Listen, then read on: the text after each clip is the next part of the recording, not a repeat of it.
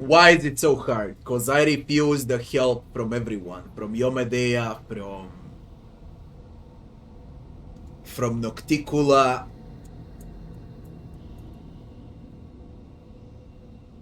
And it's so fucking hard right now, it's just disgusting.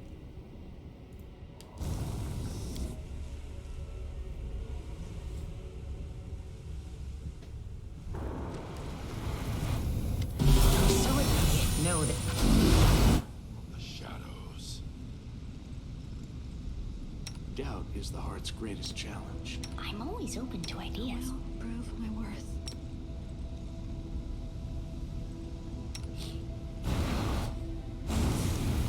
None shall escape!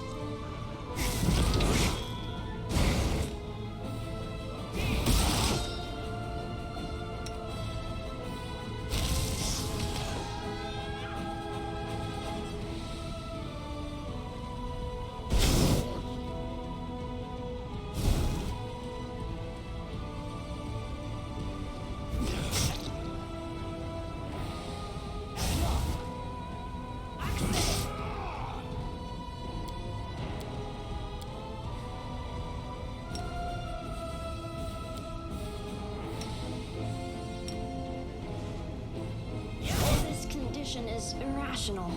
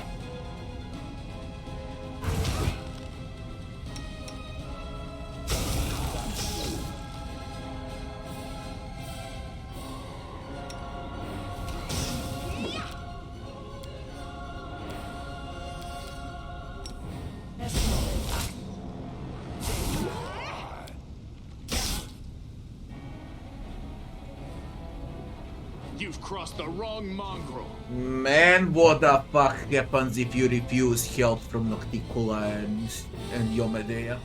She's so fucking insane. I guess she's like at least 2 times easier if you just accept help. What I did in those conversations, I guess it's strictly for mercs. I guess it's strictly for mercs. There is no other explanation at all.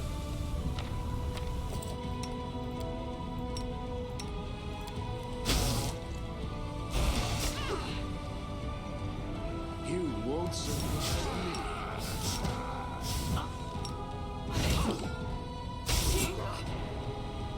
Look at those heals. Holy shit, she ain't normal.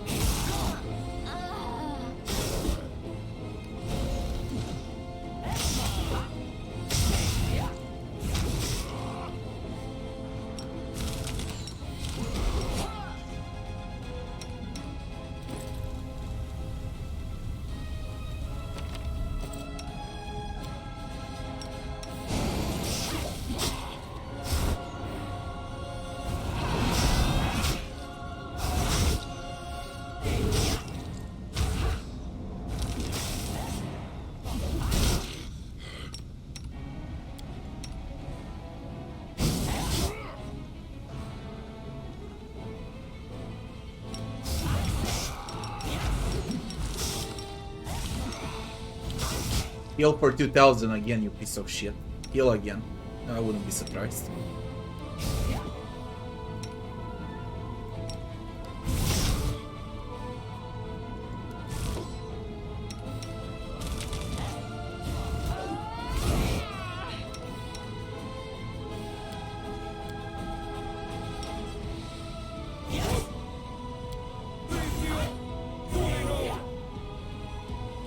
Man, she brought me down again.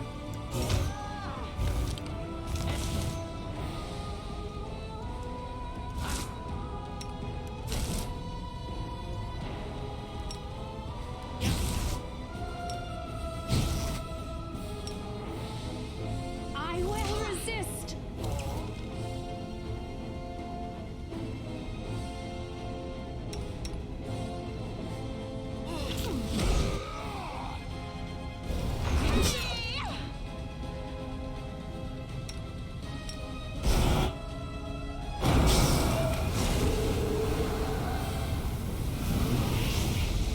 Don't tell me there's a I second. never thought that I would be responsible for the creation of my most powerful enemy.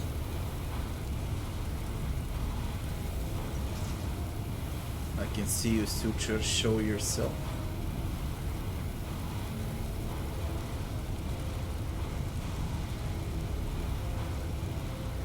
Suture. I've been waiting for you to get distracted so I can stab you in the back.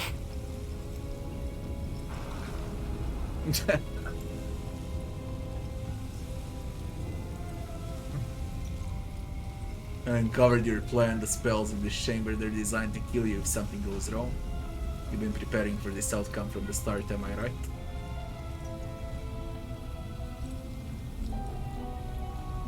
How very perceptive. But you didn't think I would make it easy, did you? I won't let you win. You need me alive. You want to use me to close the wound, but I can destroy myself before you have a chance.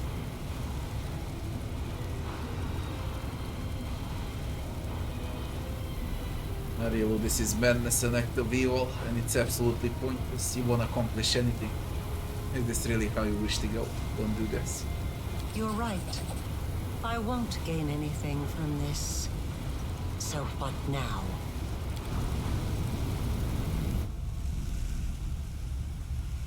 Time passed 5 minutes. You Someone are just stronger died. than I could have anticipated. As your creator, I should be proud to be defeated by the one I have imbued with power. Is there any higher praise? But I'm tired. You won't hear me pleading. Let us finish this experiment here and now. The defeated shadow rises and stands still at the very edge of the Worldwound. Its gaze is focused on the violet flames of the rift. The shadow says nothing, but you can sense the direction of its thoughts. You take one last step into the yawning chasm. Together, for what has been made whole for so long must come apart at last, and only the wound fire can finally free you from each other. Requires a legend, Mythic part. You're right, I'm stronger than you could have anticipated. I didn't need the power you gave me to run, and I won't need the soul you corrupted to close the wound.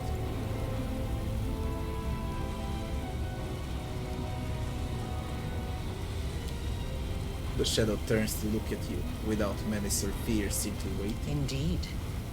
You need neither power nor soul. That's right, because you have my soul to sacrifice. Isn't that what you mean?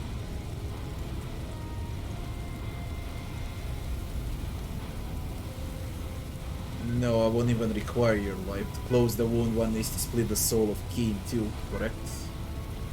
That's almost exactly what I did, and I'm still alive. To sever your connection completely. Now I understand. But it will kill him. Spare Arilu or kill Arilu.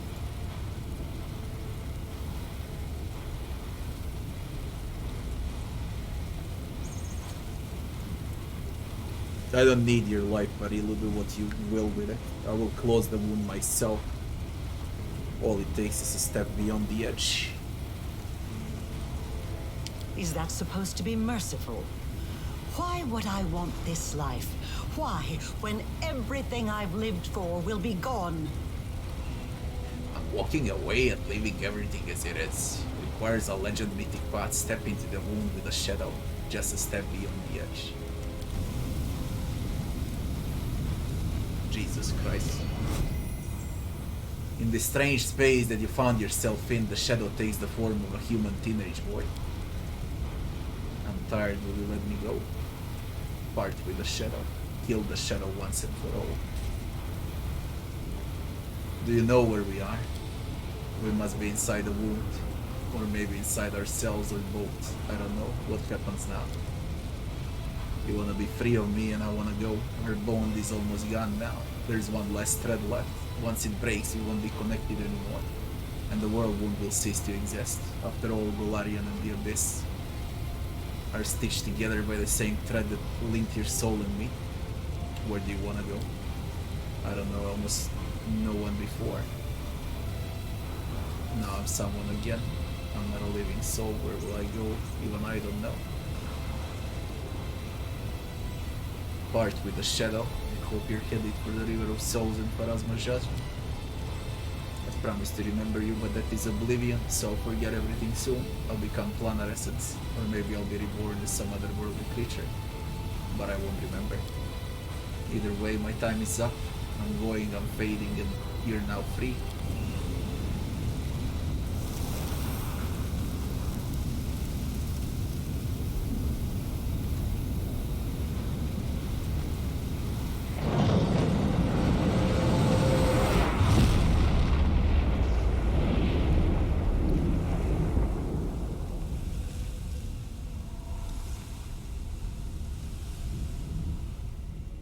I can't believe it's over. I can't believe it's over. If it's over, knowing this game. Life and death, destiny and great deeds, answers to mysteries, the search for one true path. The mind can comprehend all of this, and then such concepts can be written down as a sequence of formulas, a series of lines, a chain of thought. Still, a moment always comes when it is time to wrap up, to reach a conclusion, to put a period at the end of the last sentence. The impossible rift, the bleeding wound that had tormented all of Golarion for 100 years, was finally healed. In a strange space beyond the horizon of the world, the commander parted with his shadow at last. Who else would have so rashly renounced his power for the sake of the faint idea of being himself? But the commander made his choice and stuck to this path, with a doggedness even I cannot help but respect, no matter how much grief and anger that decision brought. The Fifth Crusade may not have lasted long, but in that short time, Dresden became the commander's city, his bulwark, his citadel. Unsurprisingly, he remained the ruler of the city and the surrounding lands after the spectacular victory at Threshold. As the leader of the Crusaders, the commander won their loyalty and obedience, even in the Crusade's darkest hours. The commander found ways to restore the army's supply lines. His military acumen was beyond question. Under his leadership, the divided, poorly trained Crusader forces were reforged into an invincible army. Due to the success of the commander's diplomatic strategy, by the end of the war, Mendev's true political center was Dresden, not Nerozia. After gaining the support of foreign rulers and finding allies in the capital, Dresden became the shining example of new Mendel, one that was nurtured by the commander's ideas. The significance and accomplishments of the Crusade were so great that even a century after the end of war, Dresden retained its prominence on the map of Avistan. The commander's diplomatic, military and administrative talent turned the fortress into a key political player. Shortly after the war, Queen Galfrey abdicated the throne of Mendev and departed Nerosian to spend the rest of her long life with her beloved, the one who helped her see that there was more to life than beauty. Galfrey took up residence in Dresden, but for long afterward envoys from Nerosian strove to persuade her to return. Their entreaties were always met with a polite but firm refusal. Quite a number of Mendavians wanted to see the commander of the Fifth Crusade inherit the throne. The war stones from the chain that once guarded the borders of Mendev were carefully disassembled, one by one. The angels that had been trapped inside returned to heaven to heal their wounded spirits and prepare for new battles against evil. The victory over the Worldwound changed many things. Switch this. So you can actually see what's happening. The victory over the Worldwound changed many things, not just on Golarion but in the Midnight Isles as well. Nocticula spent many days pondering the words of a certain young and fearless prophet.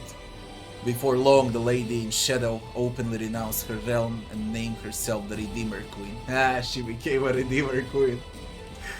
This revolt against her own demonic nature transformed Nocticula, severed her ties to the Abyss and brought her to Elysium. There, upon creating a realm named Midnight's Pellet, the Redeemer Queen attained divine power and became the patroness of exiles. The now vacant throne was instantly seized by Shamira the Ardent Dream, however her power could not compare to the might of Lady in Shadow. The Midnight Isles, which had become a tempting prize for many demons, were plunged into chaos. The commander celebrated his victory over Areshkagal. Little did he know that some demon lords go as far as forfeiting their own life to achieve their ends. The mask of the inscrutable Areshkagal remained in the possession of the commander of the Fifth Crusade until the very end. He refused to or could not find the strength to discard the sinister item, and shortly after the Battle of Threshold he began disappearing for days at a time, then suddenly returning, unable to recall what happened to him. What? The demon lord Baphomet suffered defeat. The Worldwound was closed and the convenient passage to Golarion was sealed along with it. Baphomet shifted his attention to the realms of the other demon lords. A cell of Templars of the Ivory Labyrinth was soon discovered in Alushnira. The demon lord Discari suffered a defeat. He bided his time, continuing to plot his invasion of Golarion, and after that of Heaven itself. The cultists that remained in Golarion went mad, one after another, tortured by the nightmarish dreams their lord sent to them. Tirabades were adamant about retiring from military service, leaving it all behind and escaping together, but Urge and Eaglewatch business forced them to stay for a week, then for a month, then for many years. Even as Anivia cursed their lot, however, her eyes would shine with pride, for she was always the first to admit that Tirabet was not the kind of person who just up and retire. The hand of the inheritor, who had gone into voluntary exile, spent much time among mortals, trying to gain a better understanding of their fickle nature. Somewhere on the roads of Golarion, the angel trail went cold. A rumor has it that he intentionally went into hiding to avoid both old friends and surviving enemies, and that he now lives somewhere in the guise of a callow mortal youth eager to absorb other people's wisdom. Having rediscovered his own story, the storyteller rejected the goddess' proposal. Yeah, 7 weeks. I know. A lot. Where was I? He was celebrated as a great historian and rightfully held the position of Dean of History faculty at Arcanamirium, the most renowned academy in Absalom. Another 40 years passed before his age caught up with him, and it was his turn to appear before the Lady of Graves. Finian, a Pathfinder who also happened to be a talking weapon, continued his travels in the hands of many warriors, seasoned and otherwise.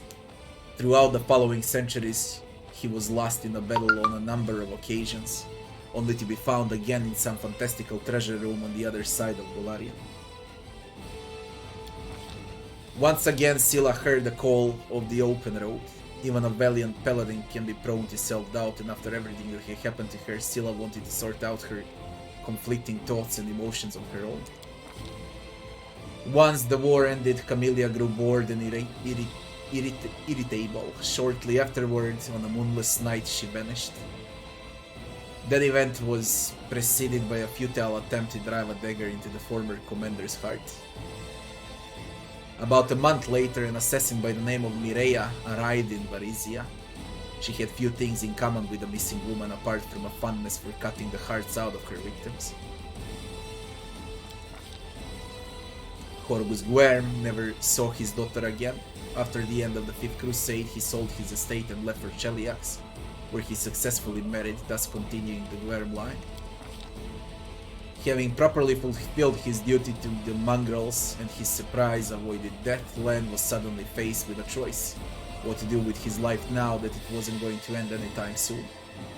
His hesitation did not last long, and just a few months later he went on a sea voyage to see the world he had saved. After the victory, Ember simply sat for a long time, staring at the tongues of flame dancing in her hands. Her new powers frightened her. The awe struck within were ready to hang on her every word, and that frightened her even more. She left without saying goodbye to anyone and continued her endless wayfaring along the roads of Golarion, helping the distressed and punishing evildoers. Many worshipped her as a saint, but she would always respond with, "Please, I'm just an ordinary girl." Nenio, soon after the war, the tireless researcher of all things researchable, embarked on a new journey. She had a sudden urge to know how much time it would take to visit every nation on Golarion. She returned after a year and a half with a pile of notes, which she promptly handed over to her assistant. After all, someone had to help her compile the entries for the first volume of the Encyclopedia Golarionic. It only made sense for her assistant to help, given that one of the entries was dedicated to him, the commander of the Fifth Crusade who had made Golarion history. Dira Narandea embraced his new life, one that was free of the other. He became more mature, his smile grew colder, and his choice of diversions more elaborate, and he acquired an imperious streak. Inquisitor WotR blood seemed to have let darkness into Diran's soul, or had it always dwelled there? Whatever the case, in that darkness he was free and happy as never before. He never lost his respect, or should that be, his fondness for the commander, and would often visit him in person. To his own surprise, Woljib Jefto became a war hero, as steam and fame were shortly followed by great wealth. He finally got rich, Woljib. The tiefling did not let his newfound fortune turn his head, but chose to invest the money in several profitable ventures and one charity for street urchins. Within a few years, his signature style came to include a top hat, a cane, and a bit of a belly. There was a lot of talk in the taverns of Absalom about the time soon after the end of the war when Woljib appeared in the city in the company of Count Dira Narandea. It remains unclear whether Diran treated the tiefling as a wayward younger brother or a court jester, but he took pleasure in showing him the world. The third person in the group was rumored to be the commander himself. After the victory, Sociel returned home, now a famed crusader hero. He humbly officiated at the temple of Shailin, painted, grew sweet-smelling fruits, and made the best wine in the region. His former kindly smile returned less and less often. He avoided talking about the war, and when people asked about his brother's fate, he just curtly replied that Trevor had been killed by demons. Regiel wrote a treatise on waging war against the demons, both a practical manual and a philosophical exhortation. And once that was done, he succumbed to the bleaching complete. He was posthumously reinstated in his order and buried with honors in the officers' cemetery. His treatise was used in all future wars against the Abyss by mortals, angels, and devils alike. Before he died, he managed to send a letter to the commander. Did it contain sincere farewells or a list of directives? Impossible to say. No one was privy to the contents except the recipient. After the victory over the Worldwound, Greybor did not return to his former profession. After all, the war had shown him the gold was not a good enough reason to kill. Greybor went wandering, and every time he encountered dishonorable, unscrupulous behavior, he would not deny himself the pleasure of a confrontation. In Avistan, the brave dwarf was reputed to be a noble knight-errant, but whenever he heard such a thing, he would just let out a good-natured chuckle. He simply enjoyed a good fight. Arushali had changed her nature, completely ridding herself of evil, but she would not dare to live among mortals. She took up a residence in a small house away from their settlements. Shortly afterward, rumors began to spread. Some said there was a kind of sorceress living in a cottage, or perhaps a reclusive saint, and people who would come to her asking for help. She never refused anyone, and in time she earned their trust and friendship. What is this shit? And what of me, the writer of these words? The half-demon witch known as the architect of the Worldwound.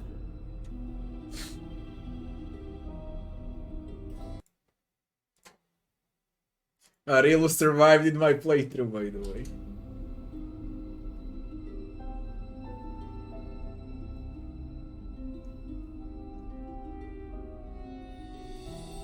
Who the fuck is that? I was defeated. The victor spared my life in a gesture that was not quite a boon, not quite charity. I was left without hope, without a chance of finding a purpose again.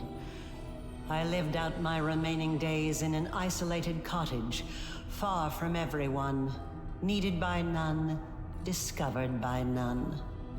I have recounted the story of my life for you, Pharasma, Lady of Graves. Not only of my life, but of the Commander's also. I believe the tale of such an illustrious figure would pique even a goddess's curiosity. Now you know everything.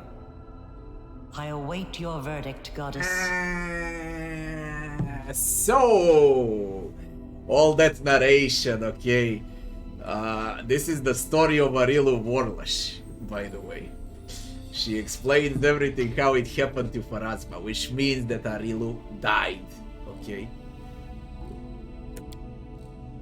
Silence hangs over the boneyard. The Lady of Graves is waiting her decision, and it seems the entire universe is holding its breath, awaiting her pronouncement. Who would have dared to break a silence so absolute? Intervene. Though you are no longer here, your heroic deed entitles you to say in this trial. I appeal to your mercy. The plains have suffered enough. Do not add to the evil already wrought with yet another act of evil. I appeal to your mercy. Of all the gods, Yomadeya was the only one to fight against the Worldwound. Even you, Pharasma, stood by and did nothing. Doesn't that suggest that the Worldwound was not so great a threat to the universe, and Arilu crimes were not as heinous as claimed? I appeal to your sense of justice. Great evil deserves a commensurate punishment. I appeal to your sense of justice. The world the gods created exists in a delicate balance. Areelu Vorlesh attempted to overturn the balance, which represents a direct challenge to you, Lady of Graves.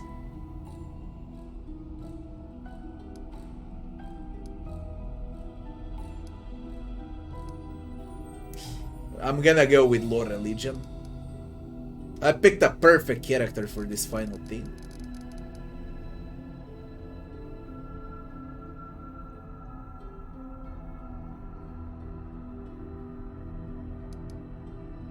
Appeal to your mercy. Spare. I appeal to your mercy. Of all the gods, Yomadeya was the only one to fight against the Worldwound. Even you, Pharasma, stood by and did nothing. Doesn't that suggest that the Worldwound was not so great a threat to the universe, and Arilu crimes were not as heinous as claimed? Your words ring out in the silence. They're heard, considered, and given their due weight. The laws of the universe have existed for millennia. They are incontrovertible, but even they allow the decider of fate some degree of influence over the verdict. You wrought great evil, while it stemmed from the evil that was done to you. Your actions far exceeded it. Your soul is dark, and there is only one place for you in the universe. And yet, the one whom you harmed most of all now appeals to me on your behalf.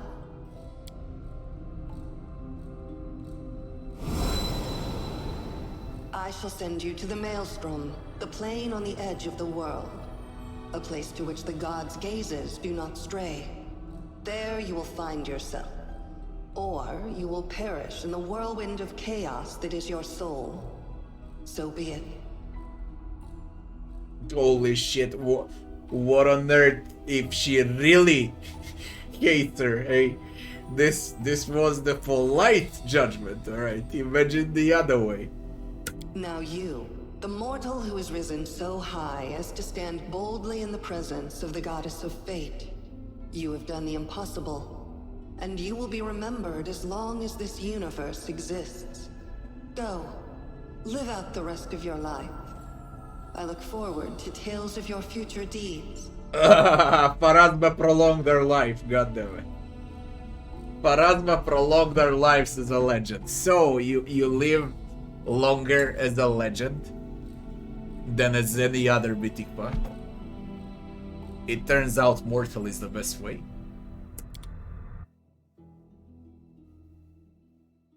Man.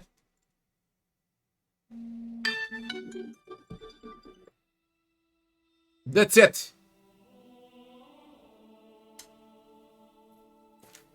Molim.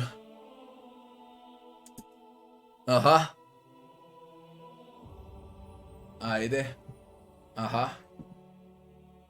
Ajde, ajde.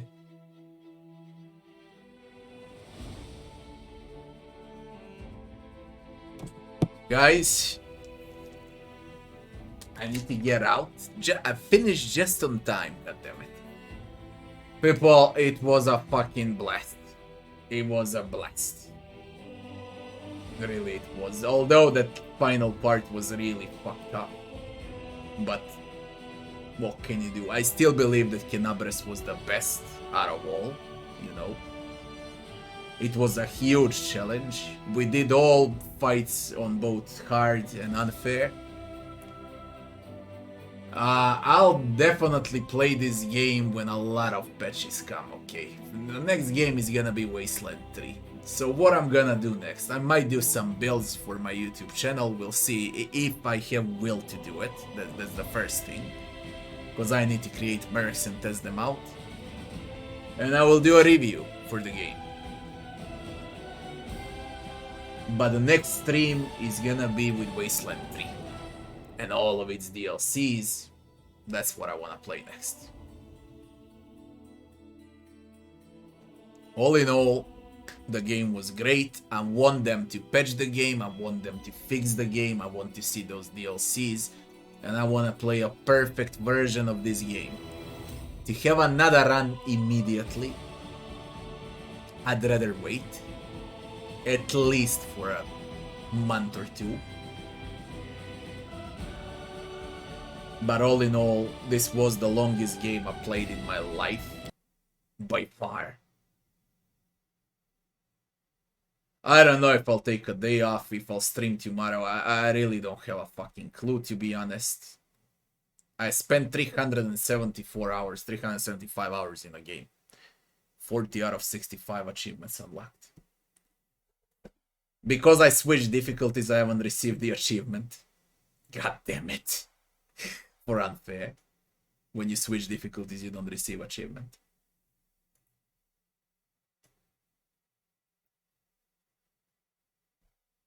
But at least I'll have a goal on a second run.